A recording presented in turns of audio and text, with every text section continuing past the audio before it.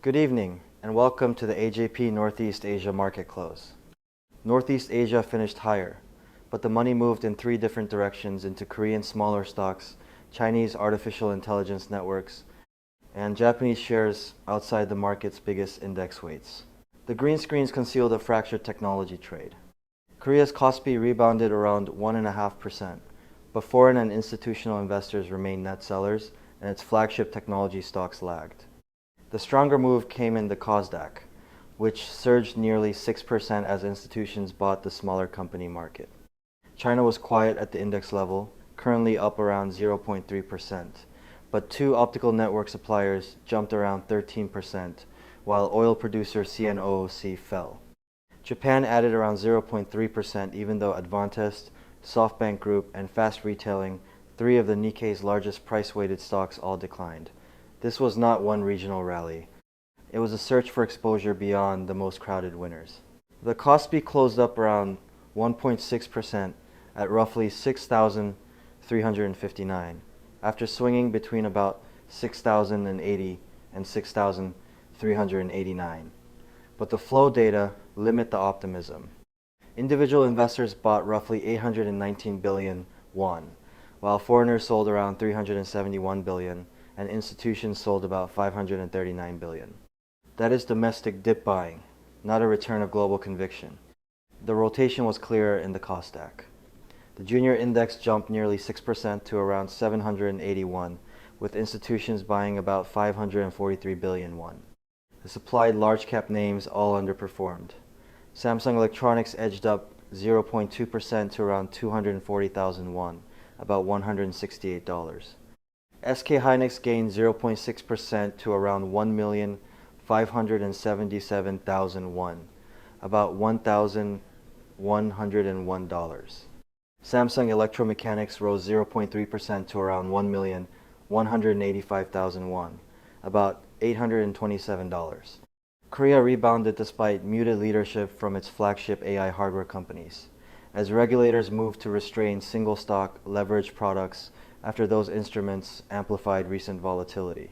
Shanghai was still trading at the time of this report, with the composite currently up around 0.3% at roughly 3,830. The modest index move hid the region's most aggressive technology trade. Zhongji Innolight surged around 12.5% to roughly 1,017 yuan. Eoptolink technology jumped nearly 14% to around 448 yuan. Both make optical modules that move data rapidly between servers inside AI data centers. They are the connective tissue of the AI build-out, rather than another bet on processors or memory. The other side was CNOOC, down nearly 1% at around 31.6 yuan. Oil rebounded in Asian trading after the previous session's steep collapse, but the stock did not fully reverse the shock. China's tape was highly selective. Strong demand for AI connectivity, limited enthusiasm for traditional energy, and only a mild lift for the broader Shanghai market. The Nikkei 225 closed up around 0.3% at roughly 63,958, but its best-known price-weighted stocks moved in the opposite direction. Advantest fell around 1.4% to roughly 31,000 yen. SoftBank Group lost just over 3% to around 5,228 yen. Fast Retailing declined around 1% to roughly 78,700 yen.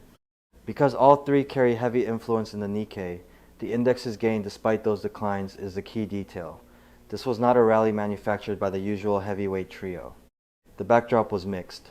Overnight strength in United States technology shares supported selective chip buying, while the dollar strengthened back toward 157 yen after the yen's intervention-driven rally. A weaker yen normally helps exporters, but Japan's 10-year government bond yield rose after a weak auction, pressuring richly valued growth shares. Tokyo's positive close, therefore, showed resilience beneath the index leaders, but not a decisive return to the concentrated AI trade. So one positive day produced three different messages. Korean retail investors bought the dip while professional money remained cautious. Chinese traders crowded into the optical links behind AI computing. Japan advanced without support from several of its largest index weights. The open question is whether this widening search for leadership marks a healthier rotation or simply the next crowded trade forming after the old one broke. We will be back tomorrow to track whether foreign money returns to Seoul, whether China's optical rally extends, and whether Tokyo's gains broaden. For daily Northeast Asia market coverage, please subscribe. Thank you for watching AJP.